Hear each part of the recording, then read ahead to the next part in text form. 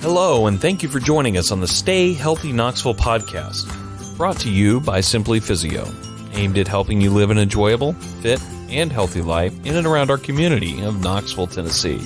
And now, here is your host, Dr. John Mark Chesney. Hey guys, Dr. John Mark Chesney here, and I'm excited to have on the Stay Healthy podcast today Reggie White, and he is the founder of Pacceka. You got it. I had to take a little bit of lesson on how to say the studio name before we started recording, but Pacceka is a massage studio here. You probably hadn't heard of it because it's a newer massage studio here in Knoxville.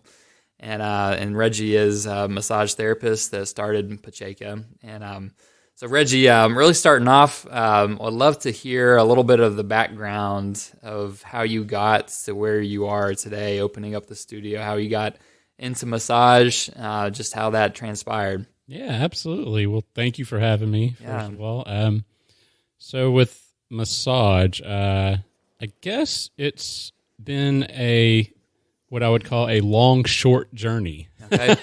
I've only technically been a massage therapist for about 3.5 years now. Now, when I first started, when I was thinking about becoming a massage therapist, it was brought to my attention that from other outside sources that this may be, an avenue that might be beneficial for me, just based on a lot of the things that I kind of felt were important to me to broadcast out to a larger audience.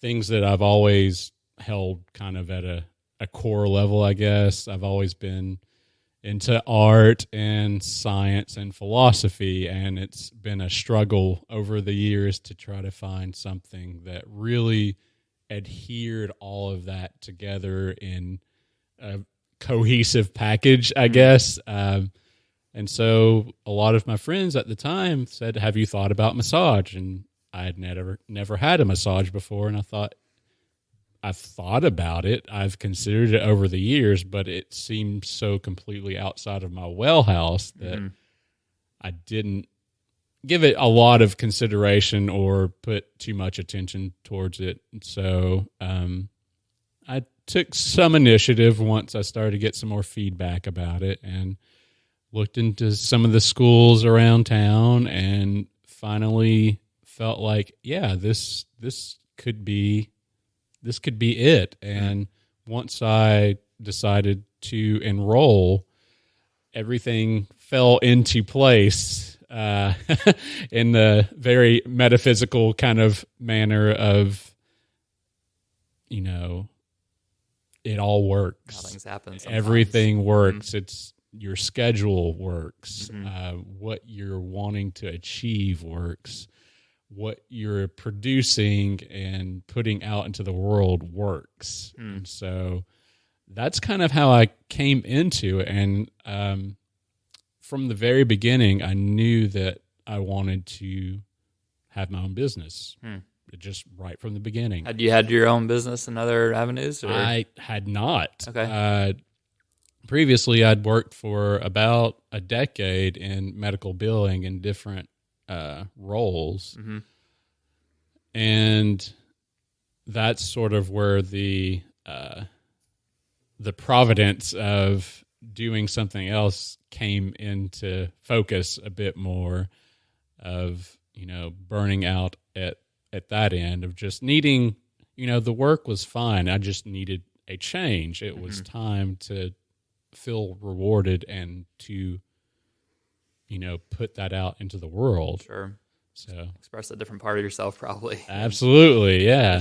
Imagine a big difference between medical billing, you said? Yes, it's completely, but at the same time, it's related. So you get a lot of the back end work. So I'm glad for that background, for sure. Yeah.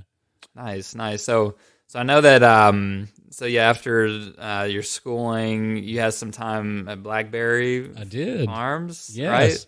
So that was also another piece of the puzzle of Starting out after Was that your first job there, or that was not my first job there as a massage therapist. Okay. I'd also previously worked at Massage Envy and also at Arbor College. I worked there for a while as a administrator for a teaching position. okay, And one day I had a lot of friends that I'd associated with over the years that had worked at Blackberry for years.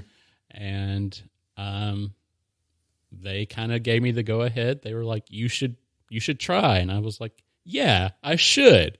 And even knowing their qualifications and what they had wanted at the time, I was like, I still feel pretty confident about this. You should give me a shot. And so I did a practical out at Blackberry in the spa there at the well house. And, it went well enough, but at the same time, there was some inhibition about my experience level. So Sure. I thought, I'll go fix that. And so I did. And that was when I started at Massage Envy and got a pretty good feel of the professional level of turnover and care that was required. And then several months into that, I got a call back and they were like, we still have you on the radar. Are you still interested? And I said, yes, absolutely. Awesome. Yeah, I've just being around Knoxville, I've never experienced anything at Blackberry Farms besides secondhand of hearing other people's experiences, and know it's kind of like that.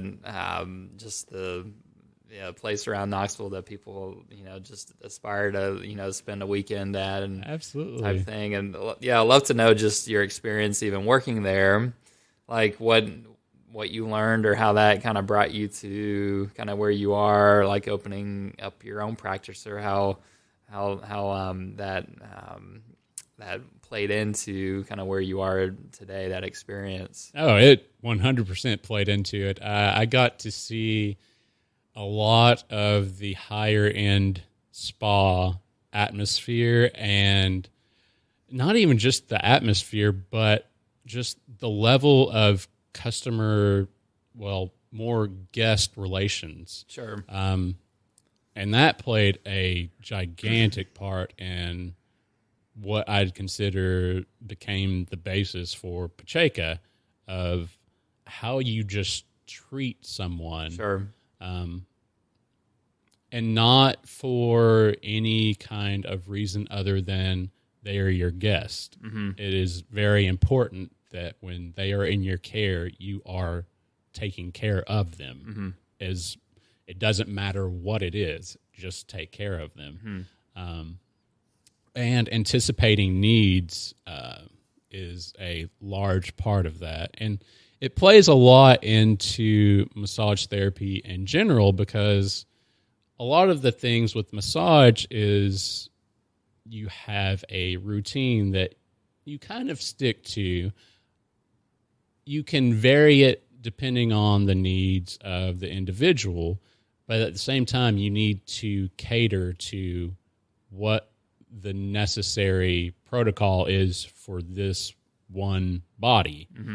And working at Blackberry, you got to see that expanded property-wide of what someone could need based on what they've told you. And it was just an eye-opening sort of thing to fall back on, of production, atmosphere and design, trying to... The whole studio and just the whole thing. Experience. Absolutely. Sure. Yeah. It was an amazing experience. I wish I could say that I have experienced that myself as a guest. I've had dinner there a couple of times, but you get to see a little bit behind the scenes. But when you're working there, it's one of those like, a little bit different. Yeah, a little bit different. Sure. Yeah, and I kind of think of an analogy like, hotels, like you can sleep you can go to the Motel 6 and find a mattress and sleep, but then you go to, a nice, 5-star hotel and their mattresses, you compare one mattress to the other, right? And they might be a little bit different, but not a whole lot. But what you're paying for is more than just the mattress. It's, the whole experience, which it sounds like the Blackberry Farms was kind of that part for you, right? Absolutely. And it's one of those things you forget what you're paying for because the level of care is so good that it's, who cares? It's great. So I love that. I love that. I cherish that.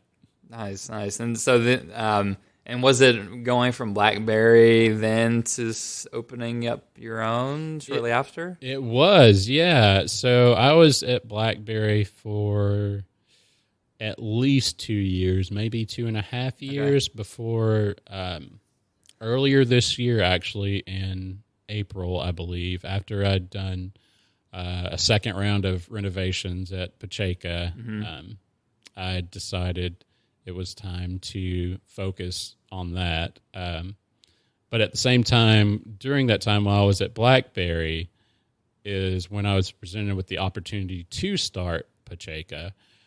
And I was a little intimidated at first to try to split my time in between starting a business and, taking care of, my needs, my personal needs of income. So you said you were presented with the opportunity. I was, yeah. Okay.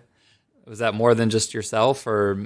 Well, I was offered a space where I'm currently located. I had been thinking on the back end for a while about what I would do with the studio if I had it myself. Yeah. Was that a goal for you to open up your own, early on? It was. Okay. And like a lot of things in my life so far, it happened way faster than I thought, but the opportunity presented itself. A friend reached out to me that she had invested in a CrossFit business, and they had additional space that they weren't using at the time, and she had given me consideration. And I thought, I'll come check it out, see how that works, and looked at the space, and I was like, I could do this. I looked at the numbers, and I was like, I can do this. And so I went to work. There you have it. Yeah. Jake was born. It was, yeah. So, and that was roughly a year-ish ago. I know you kind of stopped for a while to remodel, right? Yeah, it was about a year. Yeah, a year almost exactly now. Okay. Yeah. Okay. Awesome. So, and getting into more of your, as you design this whole massage studio based on what you really find important and from your past experience, how, if you describe a little bit about what's gone into the experience at Pacceka specifically, because I'm sure some of our listeners have maybe had a massage, somewhere, and had different experiences. But what's, I would love for you to share about what's kind of unique or your main values in starting your own studio, and what is that like for somebody when they come and experience that? Yeah, absolutely. And it's not a concept that hasn't been around for a while. There have been single practitioner massage studios from who knows how long, but the concept that I wanted to really approach for myself is that leaving the gap behind of taking the abstraction between the practitioner and the presentation of the customer as a guest away. So leaving that gap away and closing it a lot so that when you come in, the practitioner is who you see. They are the one that greets you. They take care of you. They show you around. They introduce everything to you. They offer you water, whatever you might need. So it's a very beginning to end situation that I like to approach with it. it leaves a lot of the tension I find that comes from, because, there's the business aspect of it as well, of, at some point money needs to exchange hands, Right. and you need to set up an appointment, and you need to do a callback or directions or something. Mm-hmm. And so my whole thought about it is that I can do all of that. Mm-hmm. But I also have to budget time for everything. So there is enough time so that the guest doesn't feel like they're rushing through the massage, and they don't feel like I'm rushing through a massage with them, because they're very focused on the time, because a lot of the time is 60-minute turnover, 90-minute turnover, 120-minute turnover. Mm-hmm. I want to eliminate the stress of it. Mm-hmm. I just want it to be, when you come in, just stop thinking about time. Like, that is a concern for me, but you are going to be taken care of. Guaranteed. Mm-hmm. You're probably going to get more time than you think you're deserving, because based on what the preconceived notions of a massage therapist time being valued to them. And so that's just really what's been important to me, is to eliminate the stress, to put you in the mindset that you are important and your time is important. Mm-hmm. And I recognize that, and I honor that, and I appreciate that. Mm-hmm. So that's how I like to approach everything. Yeah.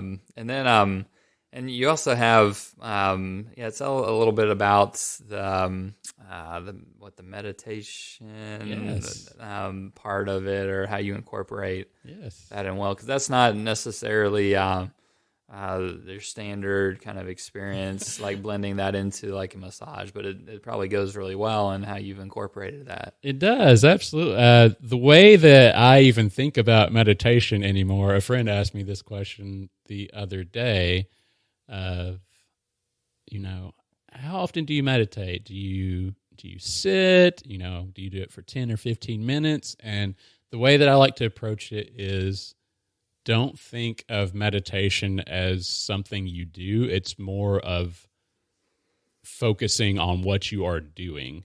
And so, especially with massage, the way that I've approached it is, there is a meditation platform, and I completely offer a guided meditation if it will help to put people in the correct mindset for relaxation and letting their body facilitate itself. Mm-hmm. So with massage, I am completely in meditation mode. As soon as you step through the door, I am focused on you. Mm-hmm. So that is my meditation, is you. Mm-hmm. So, and then for your customer, do you, as far as incorporating that, and at what level, like, do you actually incorporate that, or promote that, or train, or encourage that piece of it as well? I do. I try to keep it at a very even pace. Especially once I have them on the table, there are a lot of things that I will do, such as placing a hand on just the forehead, just to say, "Hey, like, we're in a mindset now where you're safe, everything is fine, and just relax and calm down and be here now." In the present. Be present. Yeah. And then after the massage, I try to. It doesn't always work, because as soon as they leave the room, people go back on their normal daily routines, and they're just like, "All right, well, I got to go. That was great. Thanks." But I try to promote it as much as I can to, take a few minutes, relax. Like, your body has basically had a workout that it had nothing to do with. And so that is the way that I like to to incorporate that and promote it as best as I can. Sometimes it works, sometimes it doesn't, but that's where the repetition comes in. Nice. Well, with the podcast, the idea is that we're encouraging people to stay healthy, and was kind of interested in your area of expertise as far as massage specifically, like how you see that fitting in to like a healthy lifestyle. Yeah, like the benefits of it. How maybe for somebody maybe who's never had a massage, or there's somebody who's kind of hesitant. They're not quite sure. It feels very personal, a little maybe intrusive. Not quite sure. Like kind of some parts of it probably sound nice, but there's other parts of it that are not quite hesitant to go into that. Yeah, absolutely. And the first thing that I always like to preface to everyone is you are safe here, and this is to your comfort level. So basically, you inform me what will work for you and what won't, because you can't facilitate, in my opinion, you can't facilitate or promote your body's functions if you are all wound up and concerned and stressed and just kind of proclamating that in yourself. It's like, I need you to relax or this will just not work. Right. And so it doesn't even matter necessarily what I think the massage should be. It's for you to tell me what you want out of the massage, and then I can work from there. And I try to do that with certain things such as, draping. If someone needs a little bit more, coverage, that's fine. You don't have to remove any clothing. That's entirely fine as well. There are different techniques that you can incorporate that can make it still a beneficial massage for you. And a lot of that just comes from promoting your body's own health. That's what massage is for. I don't fix people is one of the prefaces that I also like to give to people, is that massage is not meant to fix you or heal you necessarily. It's for your body to learn how to recover from itself, because just during either a daily routine based on patterns that you can inhabit based on the work you do, whether it's sitting at a desk, or perhaps you're an athlete and you're putting your body under a lot of stress for sustained periods of time. So massage is really just good for letting the body recover. And that's the best way that I can see to put it forward. Sure. Yeah. Now, I know there's different types of like massage, whether it be like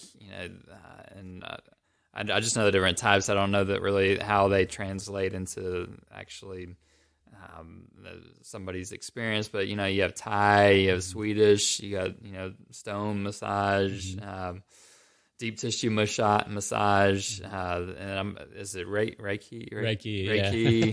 All those like in your like practice, or like how you see the different types of massage suiting like different needs of maybe what somebody has. Yeah. Like if you interested in your thoughts or your understanding, your experience with that. Yeah. My thoughts about it, and it's kind of what I've based my practice on, not the business, but just the practice for massage, is incorporating all of it, because it's all very useful. It may not be useful depending on who the person is or what they're looking for out of their massage, but it's all very useful for a massage. I have personally felt that trying to structure a massage in such a way that you either get this or you get that is not beneficial really, because the body needs different things at different times for different sustained periods of time, depending on where you're working. So if one thing is not working out for them, you can vary it up to make it better for them, as opposed to reading a checklist to say, this is what we're doing today. And that's why I've based everything just on time. Your time is important. So based on what you tell me, I will incorporate what I think will help you the most. Gotcha. Yeah. Nice. Well, with how your practice is set up too, just even for like the audience, would you how would you describe kind of like a perfect customer, or somebody that like tends to really do well with how you're set up? Is there certain characteristics or of a customer that just does really well with your type of studio? I don't know. It's really funny, actually. Even in the short time that I've been a therapist, and the shorter time that I've had my own business, I would have thought, there's definitely a characteristic person out there that will come for massage and will do really well with it, because that they know what they're looking for. But I've actually found it's more engaging when someone that is not necessarily interested in massage, or, say their wife or their husband has bought them a package or something, and they're just like, well, I should use this package, and they come in for a massage, and then they love it in the end. I find that's the most beneficial, because you're changing them in a way. You're changing their mindset about how they previously perceived something into a positive manifestation of it. And those generally tend to be the people that come back and are more loyal as opposed to the person that, gets massage every week. And it's like they kind of just bounce around, and they know what they like, but they like so many different things. And it's just important to find the person I feel that will benefit the most from it. So, gotcha. Yeah. Well,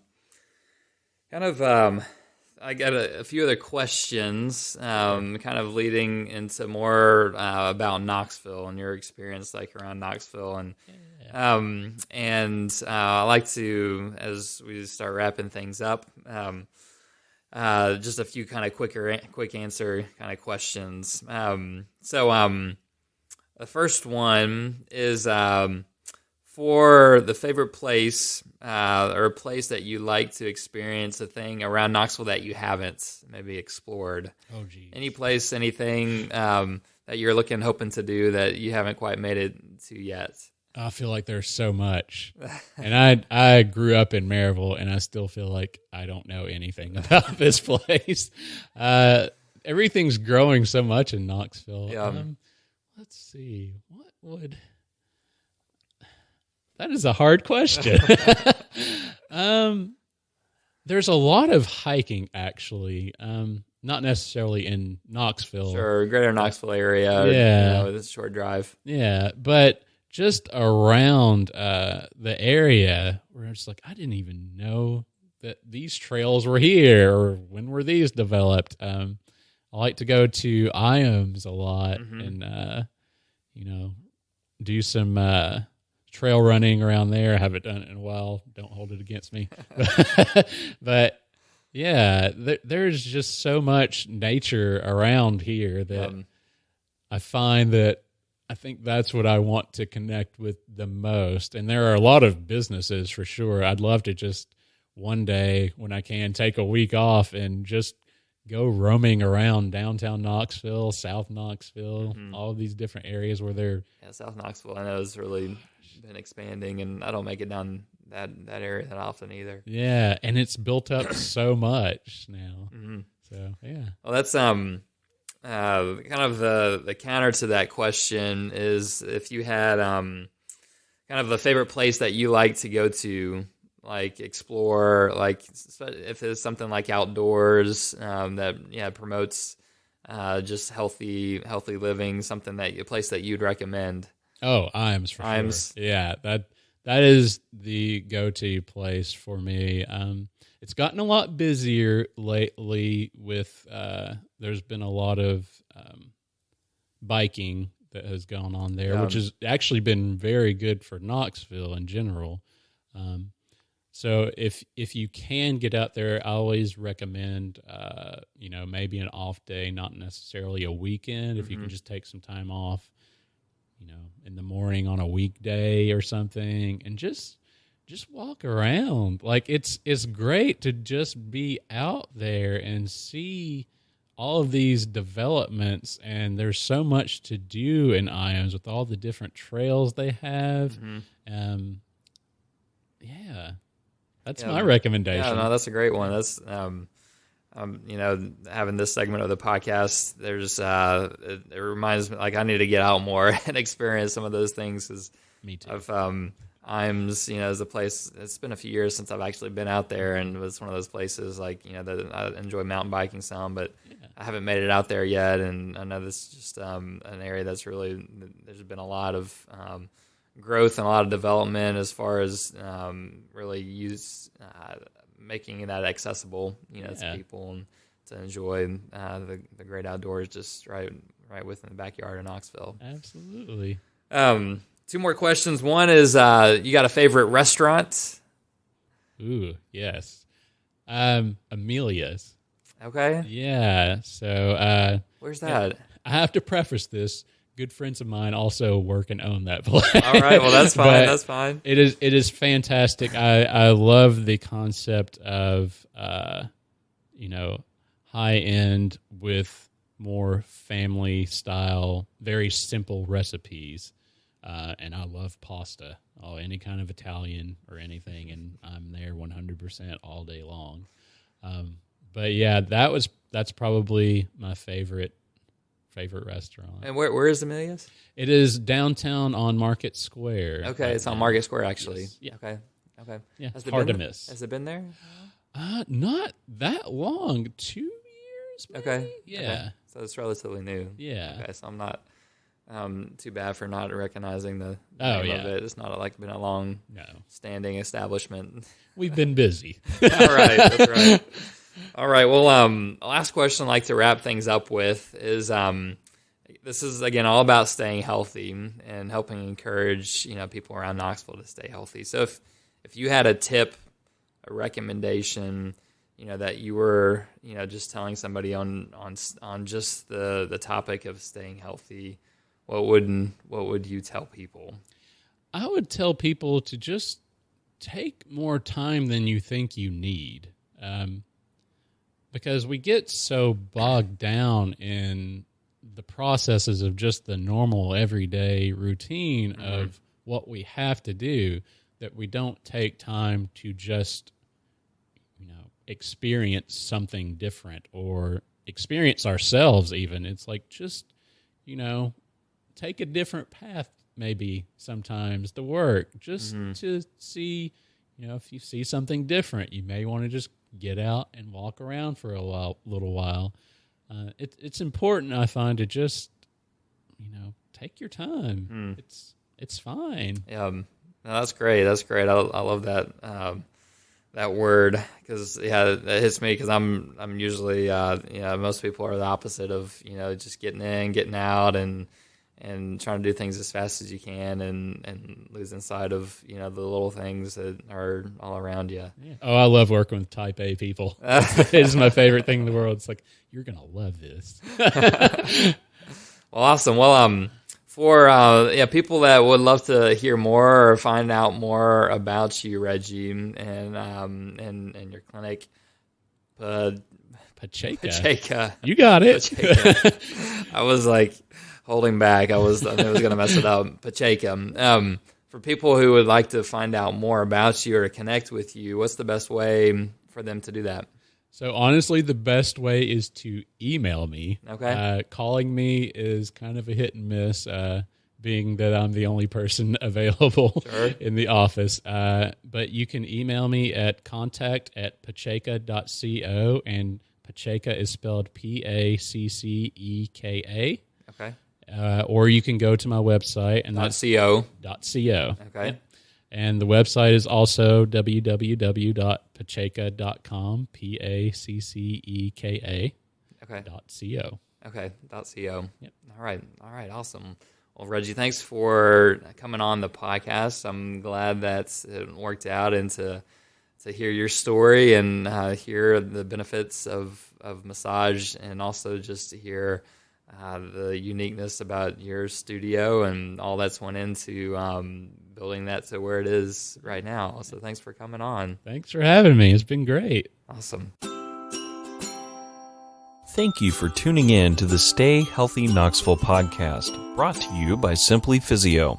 If your pain is preventing you from staying healthy and active, and you'd like to avoid surgery, pain medicine, or just want to get back to doing the things you love in and around Knoxville, we offer both a free ebook and free over-the-phone consultation to help you figure out the root cause of your pain and the next best steps for resolving it. Find our ebooks online at simplypt.com/health-tips. There you will find ebooks for topics such as neck and shoulder pain, lower back and hip pain, knee pain, and TMJ. These quick-to-read reports will provide you with expert tips, tricks, and exercises to help solve your pain from the comfort of your own home. Just visit simplypt.com/health-tips to download your ebook and have it delivered directly to your inbox.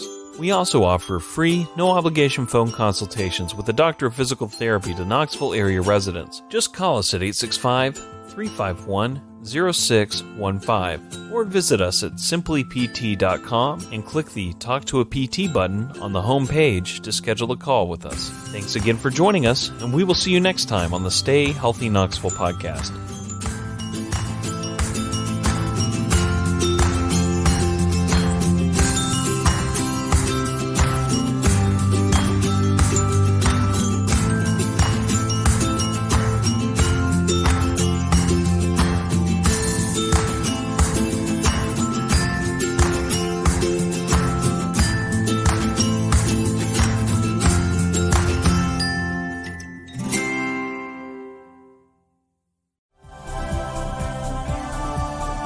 This has been a Humble Pod production. Stay humble.